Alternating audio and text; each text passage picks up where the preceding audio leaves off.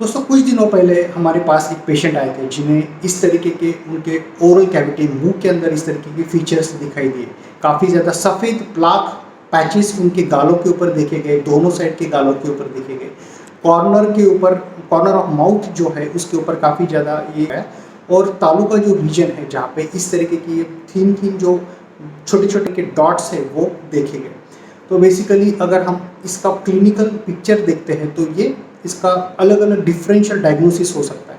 तो किस तरीके से हमने इस पेशेंट को एक्यूरेट डायग्नोसिस करके उन्हें अच्छे से ट्रीट किया और इनके जो सिम्टम्स है वो इस तरीके से पूरी तरह इसी के बारे में बात करेंगे। नमस्ते दोस्तों, मैं हूँ doctor Yogesh Rathore, practising dentist oral medicine specialist. स्वागत करता हूँ आपका ओरल हेल्थ मास्टरी चैनल। तो देखिए इस तरीके के उनके फीचर्स थे जो कि शुरुआती में आने के बाद जब अगर मुझे उनका एक्सप्लेनेशन करना है तो काफ़ी दुबले पतले पेशेंट थे, काफ़ी पेल लग रहे थे, वीकनेस काफ़ी ज़्यादा था उनको, किसी प्रकार की हिस्ट्री नहीं थी, किसी प्रकार की बुखार की रिसेंटली। और ओरल कैविटी के अंदर काफ़ी ज़्यादा जलन थी, काफ़ी ज़्यादा उन्हें खाना खाने में दिक्कत हो रही थी, किसी प्रकार का खाना वो नहीं खा रहे थे। और काफ़ी ज़्यादा डॉक्टर्स के पास जाने के बाद उन्हें एज़ यूजुअल बहुत ज़्यादा एंटीबायोटिक्स दिए गए थे, टॉपिकल स्टेरॉइड दिए गए थे। तो जब प्रॉपरली एग्जामाइन करने के बाद हमने देखा कि ये एक कैंडिडल फॉर्म ऑफ इन्फेक्शन है जो कि एक्यूट सूडोमेम्ब्रेनस कैंडिडियासिस है। और इसका जो इलाज है वो topical anti fungal therapy, systemic anti fungal therapy, anti microbial mouth washes और जो भी उनकी सिम्टम्स है उसे कम करने के लिए भी जो भी एनेस्थेटिक जो माउथ वॉश है वो देने के बाद उनकी जो तकलीफ है वो 5 दिन में काफ़ी कम हो गई और अराउंड 90% जलन इस तरीके से पूरी तरह ये पैच जो है वो कम हो गया था उनके गालों के ऊपर, उनके कॉर्नर ऑफ माउथ के ऊपर, तालू के ऊपर। और उनकी जो जलन है वो काफ़ी कम हो गई थी। तो बेसिकली इस लियासिस का जो इन्फेक्शन है उसे एक्यूरेट डायग्नोसिस किया गया और उन्हें ट्रीटमेंट दी गई। एक चीज़ हमेशा याद में रखना है दोस्तों, किसी भी प्रकार का फंगल इन्फेक्शन है जहाँ पे ये सेकेंडरी कैंडिडा की वजह से या किसी भी प्रकार के फंगल कॉज की वजह से है, तो ऐसे टाइम पे स्टीरॉयड जो है टॉपिकल फॉर्म में, सिस्टेमिक फॉर्म में किसी भी प्रकार का स्टीरॉयड है वो बिल्कुल नहीं देना चाहिए। बहुत सी बार गलती हो जाती है, ओरल कैविटी के अंदर जलन होना शुरू हो गई, इन्फ्लामेशन दिखने लगा, काफ़ी ज़्यादा बर्निंग हो रही है, तो टॉपिकल स्टीरॉयड जो है वो आमतौर पर दिया जाता है। तो ये जो स्टीरॉयड है ये इस कंडीशन में बिल्कुल कॉन्ट्रा इंडिकेटेड होता है और इसकी वजह से, ये स्टीरॉयड देने की वजह से सेकेंडरी ग्रोथ इस माइक्रो ऑर्गेनिजम्स की होती है मुंह के अंदर। तो इसे एंटी फंगल थेरेपी टॉपिकल और सिस्टेमिक देने के बाद ये आप पूरी तरह ठीक कर सकते हो। बेसिकली कैंडिडियासिस एक ऐसा फंगल इन्फेक्शन है जो कि कैंडिडा अल्बिकन नाम के एक ऑर्गेनिज्म की वजह से होता है।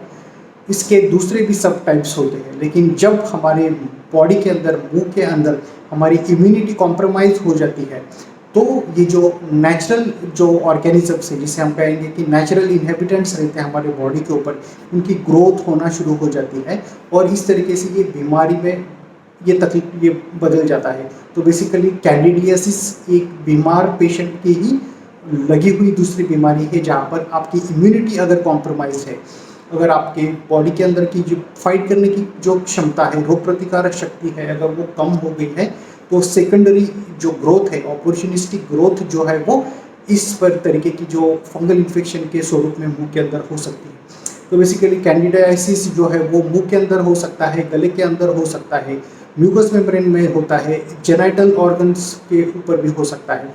तो बेसिकली जब हमारे बॉडी की इम्यूनिटी ये है कम हो जाती है तो इस तरीके की जो सेकेंडरी ग्रोथ जो है वो दिखना शुरू हो जाती है। तो इस तरीके के जो फीचर्स है वो होते हैं जहाँ पे मुंह के अंदर सफ़ेद रंग के, पीले रंग के या तो सफ़ेद पीले रंग के जो इस तरीके के जो धब्बे हैं वो दिख कर आते हैं।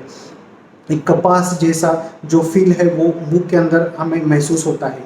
तो ये गालों के ऊपर हो सकता है, ज़बान के जीभ के ऊपर हो सकता है, तालू के रीजन में हो सकता है। तो बेसिकली इस तरीके का ये पूरा अपीयरेंस दिखता है फंगल ग्रोथ का।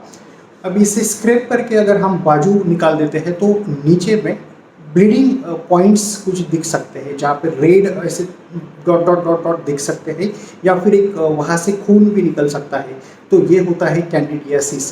तो बेसिकली इसमें प्लाक टाइप भी इसका अपीयरेंस हो सकता है, या इरिथमेटस, इसका मतलब लाल रंग के भी इस तरीके के धब्बे जो है वो मुंह के अंदर बेसिकली देखे जा सकते हैं। कॉर्नर और हमारा जो मुंह का जो कॉर्नर है उसके ऊपर ये दिख सकता है। तो बेसिकली ये सेकेंडरी ग्रोथ है कैंडिडल इन्फेक्शन का, जो कि होता है जब आपकी इम्यूनिटी जो है वो कम हो जाती है, डाउन हो जाती है।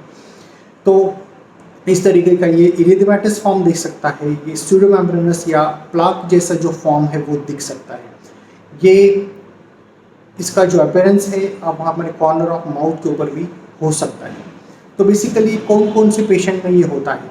जो पेशेंट जिनकी इम्यूनिटी काफ़ी कॉम्प्रोमाइज्ड है, पेशेंट जो है इनकी इम्यूनिटी काफ़ी डाउन है, ऐसे पेशेंट में ये दिक्कत आ सकता है। HIV के जो पेशेंट है या कैंसर के जो पेशेंट है, जो पेशेंट जो कि कीमोथेरेपी के ऊपर है, तो ऐसे पेशेंट की जो इम्यूनिटी है वो डाउन हो जाती है। तो ऐसे टाइम पे secondary infection in the form of Candida जो है वो दिक्कत आ सकता है।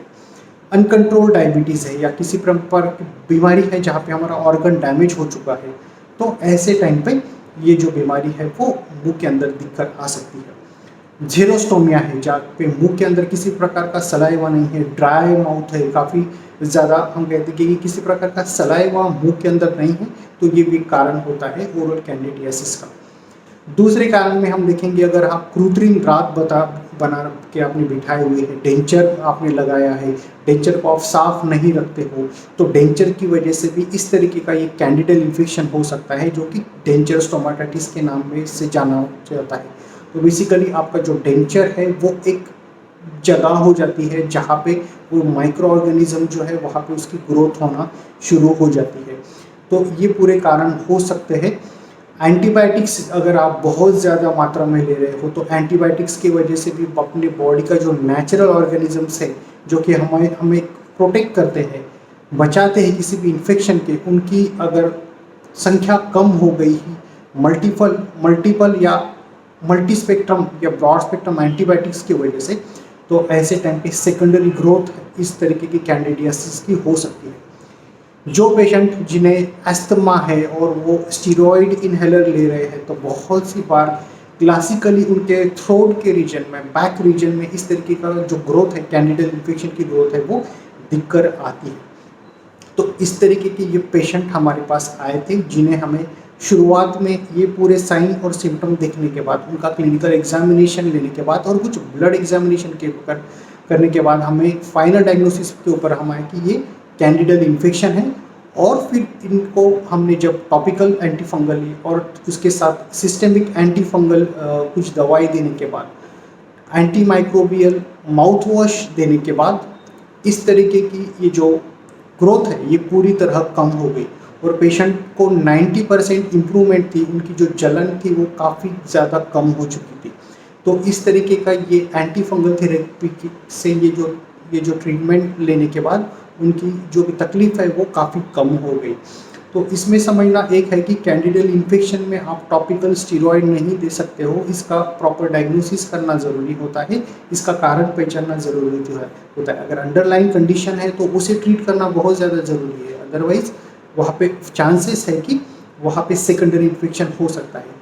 तो ये पेशेंट दिखने में काफ़ी दुबले पतले थे, काफ़ी पेल लग रहे थे, तो एनीमिक कंडीशन भी इनकी डायग्नोसिस हुई और हमने कुछ खून बढ़ाने की दवा भी उन्हें शुरू कर दी है। तो अंडरलाइन कंडीशन को अगर आप इस तरीके से ट्रीट करते हो तो इस तरीके की जो बीमारी है वो पूरी तरह आप उसमें से ठीक हो सकते हो। तो ये था दोस्तों Candida albicans infection, oral thrush या कैंडिडियासिस के बारे में, जो कि ओरल कैविटी में काफ़ी कॉमनली पाया जा सकता है। मैंने पहले भी कहा है कि कोविड के पेशेंट में जहाँ पे बहुत ज़्यादा बुखार है, इम्यूनिटी कॉम्प्रोमाइज है, डायबिटिक है अनकंट्रोल और बहुत ज़्यादा स्टीरॉइड्स आप ले रहे हो या मल्टी एंटीबायोटिक्स आप ब्रॉड स्पेक्ट्रम एंटीबायोटिक्स बहुत ज़्यादा खा रहे हो, तो बहुत ज़्यादा चांसेस है आपको इस तरीके के इन्फेक्शन होने के।